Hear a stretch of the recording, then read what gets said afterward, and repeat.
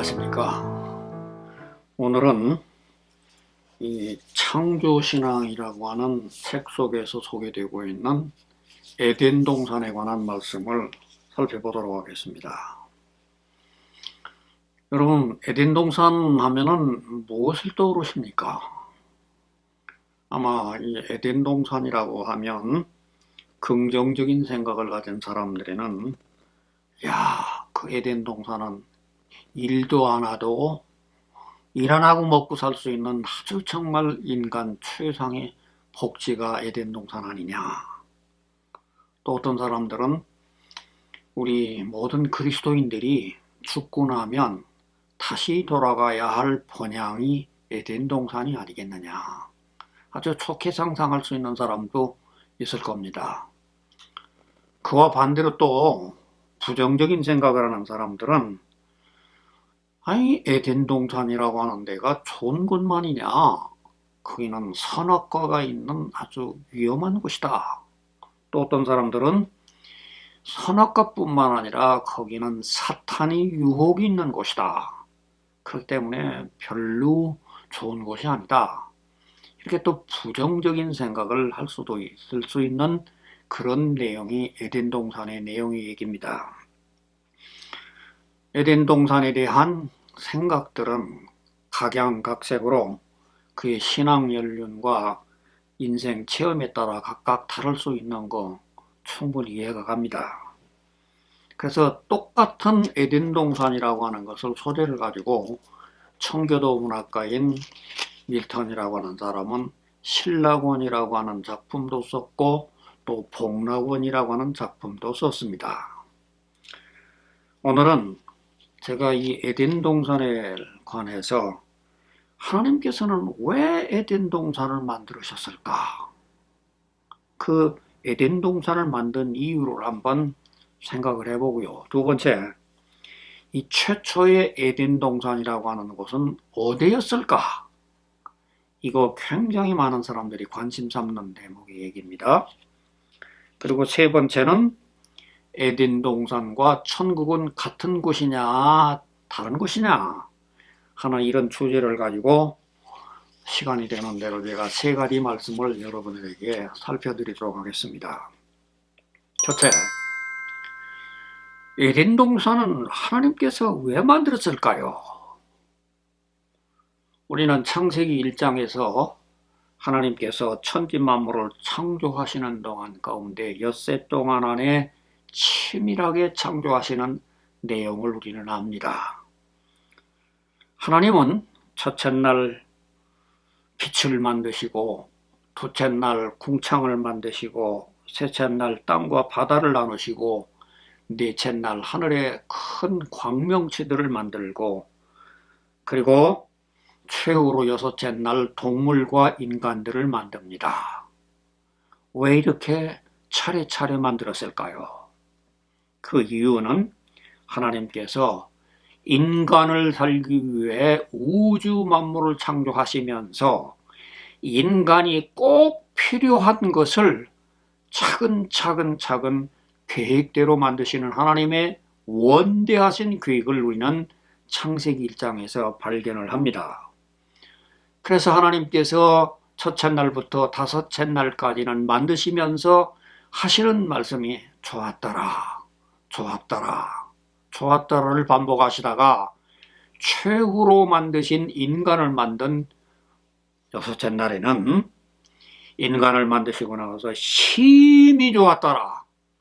아주 하나님이 너무너무 좋으셔서 인간을 만드실 그 모든 과정을 힘들다고 생각하지 아니하시고 너무도 우주 만물의 전체 창조 역사가 인간을 위해 있었던 것을 우리는 창세기 1장을 통해서 살펴볼 수가 있습니다.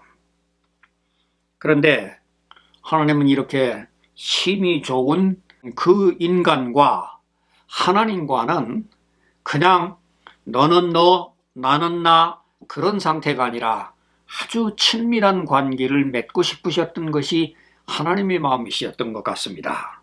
그래서 하나님의 성품대로 하나님의 속성대로 만드셨던 그 인간과 하나님과는 더 영적으로 더 많은 면에서 관계를 유지하시기 위하여 에덴 동산을 만드시고 최상의 조건 속에서 하나님과 인간과의 좋은 관계를 유지하기 위해서 에덴 동산을 만드셨다.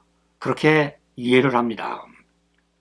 여러분, 사실 이 세상에 존재하는 모든 것들에는 그것을 존재하게 한 생산자에게 반드시 보람을 느끼게 해주는 것이 이 세상의 모든 물질이라고 하는 것의 특성입니다.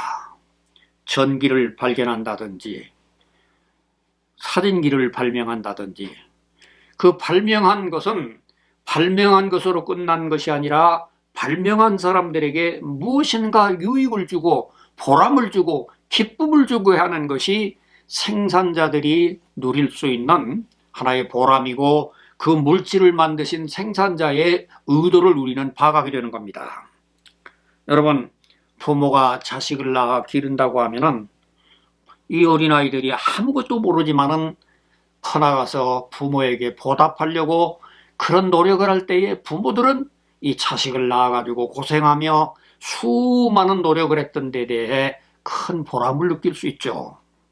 마찬가지로 또 학교에서 스승이 제자를 가르치고 난 다음에 그 스승이 참 가르침을 받은 제자가 세상에 나가서 열심히 스승의 가르침을 본받아가지고 늘 스승을 기억하는 그런 놀라운 효과를 나타난다고 한다면 스승은 보람을 느끼게 됩니다. 여러분, 교인들이라고 하는 사람들도 참 목회자가 수고해서 말씀 전하고 수고해서 모든 사람을 양육했던 사람들이 그들이 돌아가서 정말 내 교회에 큰 영광을 돌린다 그러면 목회자에게는 큰 보람을 느낄 수 있는 것이 이 세상의 생산자와 생산품이라고 하는 이 세상의 모든 관계성에서 형성된 내용입니다.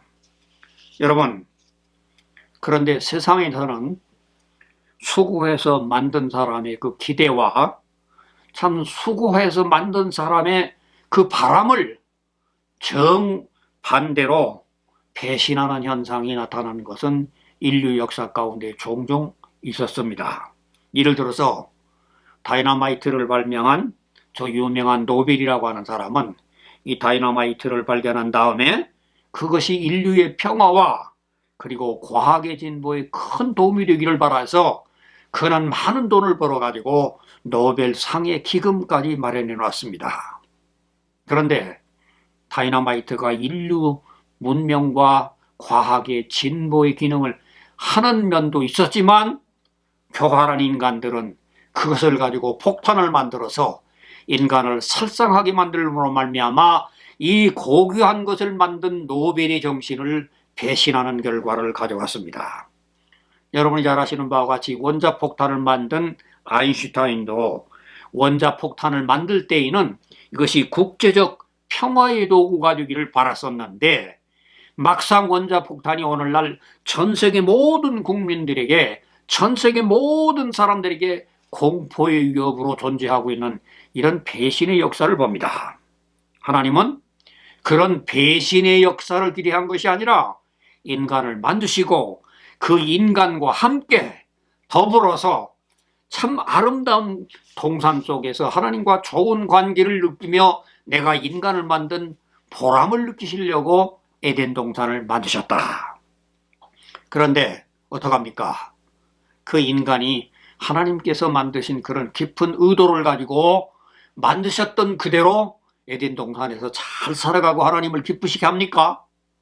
그렇지를 못하죠.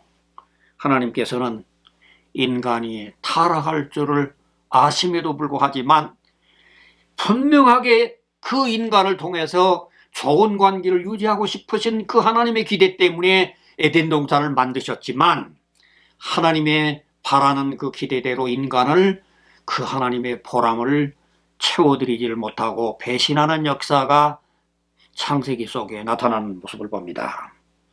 아마 어떤 사람들은 그렇게 질문을 할 수가 있어요.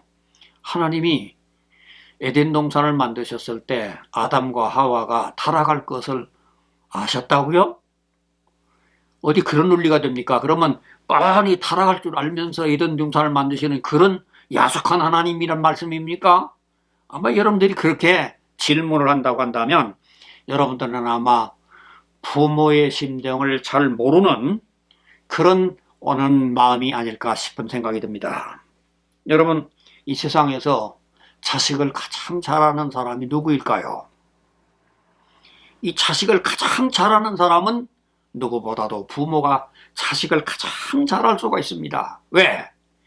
이 자식이 태어나가지고 성장하면서 부모가 가지고 있는 자기가 가지고 있는 성품이 바로 그 자식에게 나타나는 현상들을 바라보고 이 자식에 대해서 그 속성을 가장 잘하는 게 부모의 마음입니다. 여러분, 함께 수십 년을 사는 부부를 할지라도 경험을 통해 가지고 남편을 알 수 있는 것도 수십 년을 통해서 알 수 있지만 어느 부분은 부모만큼을 모를 수 있는 것이고, 이 세상에 친구라는 사람이 가장 잘하는 것 같지만 부모만큼은 이 자식의 마음을 모르는 것이 인간 세상입니다. 하나님은 인간이라고 하는 것을 당신의 속성과 당신의 성품대로 만드셨기에 이 사람이 어떤 성격을 가지고 있으며 이 사람이 어떻게 될 것을 다 아셨습니다. 그러나 그 아들이 타락할 것을 아시면서도 에덴 동산을 만드셨다? 그게 어떻게 하나님의 마음일까? 여러분, 부모들이라고 하는 사람들은 자식들이 고등학교를 졸업하고서 대학을 지나가려고 할 때 자식의 실력이 어느 정도인가를 압니다. 아마 내 자식의 실력이라고 하는 것은 지금까지 내가 겪어보니까 아마 모르기는 하지만 서울에 있는 연고대에 가기는 어렵겠다. 그러니까 너 실력이 연고대 가기는 어려우니까 너 지주대학 가라? 그렇게 부모가 합니까? 설사 연고대는 못 간다 할지라도 서울에 있는 대학만은 가거라. 부모는 자식의 마음을 가장 잘 알기에 그 자식을 위해서 속을지언정 실패할지언정 그 자식을 위해서 베풀고 싶고 사랑을 주고 싶은 마음이 부모의 마음이고 그게 하나님의 마음이었기 때문에 에덴 동산을 만들어서 설사 이 인간들이 실패한다 할지라도 그들에게는 사랑을 베푸는 것이 아버지의 마음이고 하나님의 사랑의 속성이었다는 얘기입니다. 여러분, 오늘 우리는 이 사실을 가장 참 확실하게 이해해 주는 것이 누가복음 15장에 있는 저 유명한 탕자의 비유 얘기 아닙니까? 탕자의 비유에 보면 어떻게 돼요? 두째 아들이 어느 날 아버지한테 재산을 나눠달라고 그럽니다. 그 아버지가 어떻게 합니까? 야 이놈아, 너는 아직 경험이 없기 때문에 내가 너 돈 주면 너 다 망해. 안 돼. 그러고 거역합니까? 아버지는 이 아들이 돈 가지고 가면 반드시 실패할 걸 알아요. 알지만 아버지는 그 사랑하는 아들에게 재산을 나눠줍니다. 그래서 그 아들은 그것 가지고 호랑방탕하는데 아버지는 그 아들이 다시 돌아오기를 기다리는 그것이 아버지 마음이고 그것이 하나님의 마음이고 그것이 우리 하나님께서 모든 인류를 사랑하시는 마음이라는 얘기입니다. 제가 말씀드리는 내용은 하나님께서 인간이 타락할 것을 아시면서도 하나님은 그 인간을 사랑하기 까닭에 아버지 심정으로 에덴 동산을 만드셔서 최선의 환경 속에서 잘 살게 해주셨던 것이 하나님의 사랑의 마음이라는 그런 취지의 말씀입니다. 여러분, 하나님께서 우리 그리스도인들이 예수 믿고 나면 거듭난 성령의 사람이 된다고 하면 하나님의 마음을 아프지 않게 합니까? 여러분, 오늘 우리가 그 성령으로 거듭났어도 우리가 성화되는 과정 가운데에서 수많은 기회 때마다 하나님을 배반하고 하나님의 뜻을 멀리하는데 그래도 하나님은 참아주시고 그래도 하나님께서는 기다려주시고 그래도 하나님께서는 깨닫기를 바라시는 그 마음이 바로 하나님의 마음이고 아버지의 마음인 겁니다.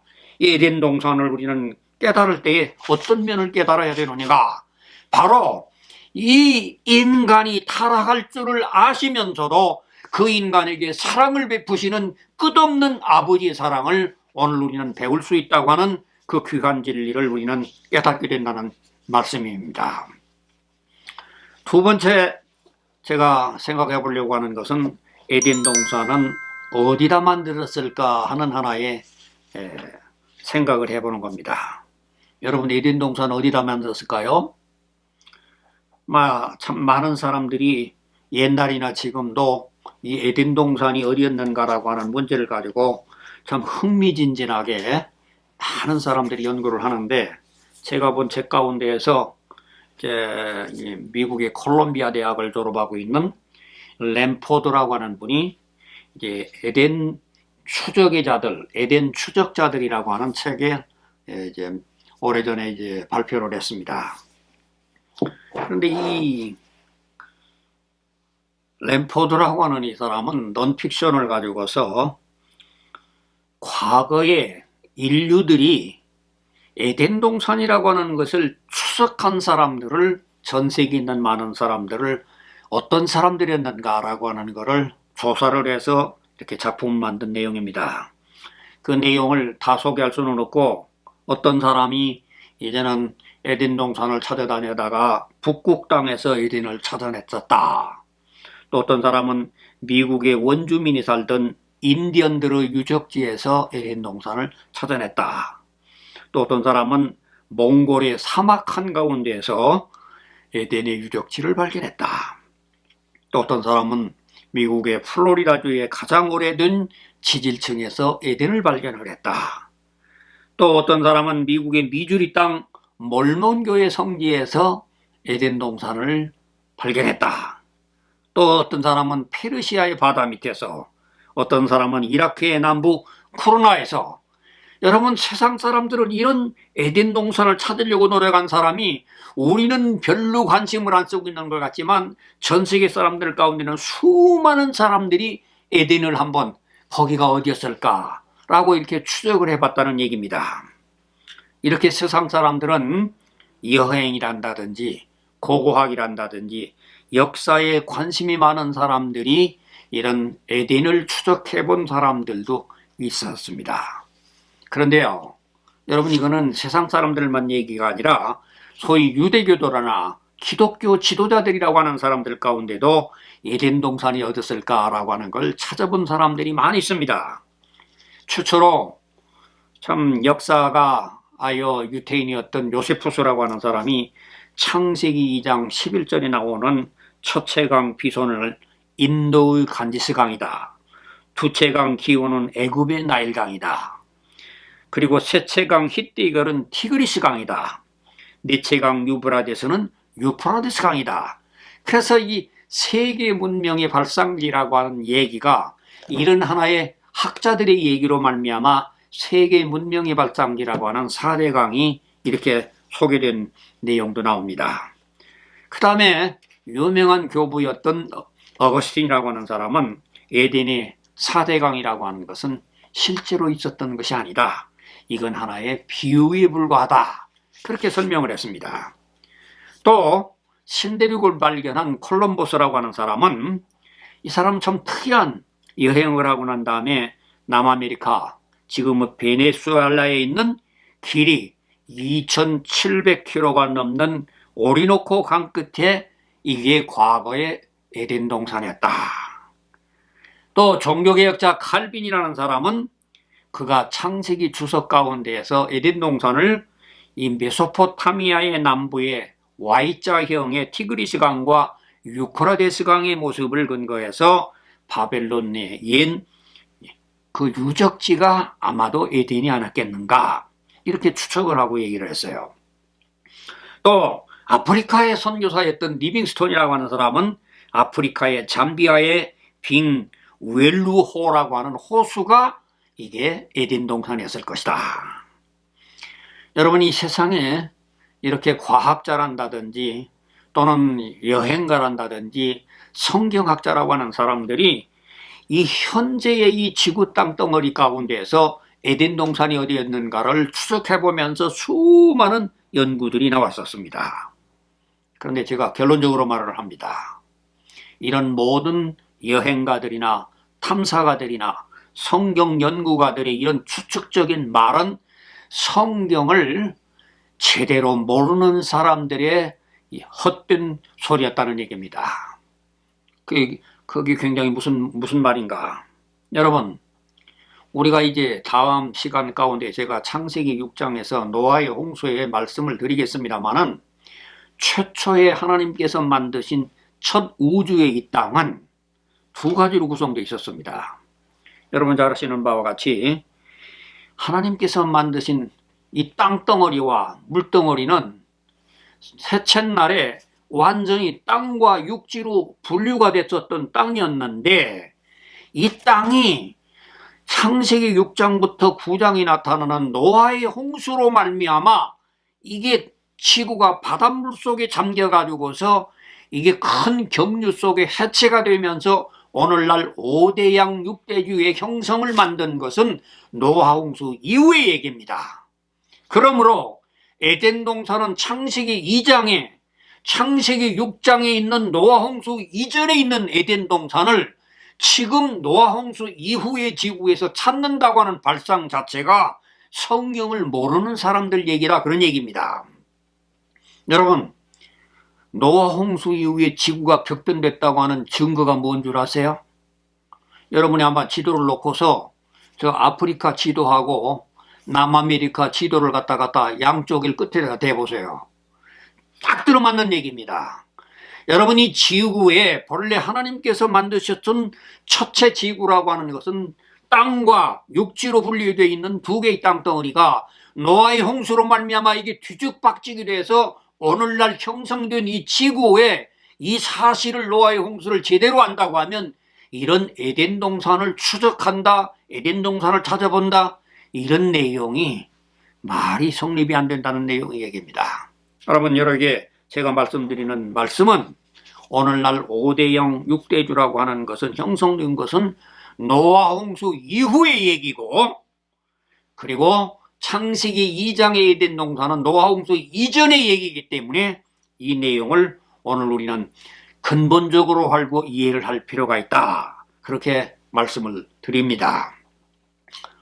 이제 세 번째 제가 말씀드리려고 하는 것은 에덴 동산과 미래의 천국은 같은 곳이냐 다른 곳이냐 하는 얘기입니다. 여러분, 밀턴의 신라권과 복락원이라고 하는 소설은 같은 곳을 잃어버렸지만 다시 회복할 것을 염두에 둔 소설입니다. 소설이기 때문에 우리는 이해를 합니다. 그러나 오늘 우리 예수 믿는 사람들이 죽은 후에 갈 영원한 천국이 에덴 동산의 회복이냐? 절대로 그거는 아닙니다. 이거는 창세기는 알지만 요한계시록을 모르는 종말론이 무지해서 이런 상상이, 오늘 우리가 모든 그리스도인이 장차가 할 천국이 잃어버린 낙원을 찾는 것은 아닙니다. 그렇다면 오늘 이제 저 유명한 에덴 동산과 낙원은 어떤 차이가 있을까요? 그 내용을 한번 제가 열거를 해보겠습니다. 에덴 동산에는 생명나무와 선악과가 함께 있었습니다. 그러나 천국에는 선악과가 없습니다. 천국에는 생명나무만 있어서 영생하는 생명만 있는 거고, 네가 이걸 먹는 날에는 선악을 분별한다고 하는 선악과가 없는 것이 미래의 천국입니다.